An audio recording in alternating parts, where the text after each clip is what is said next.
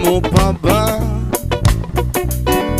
Inukit mong puso sa punong mangga, ang inalay kong kumambila, magkahawak kamay sa dalampasigan, malayang tulad ng mga ibon, ang gunita ng ating kahapon. Ang mga puno, halaman ay kabiyak ng ating gunita.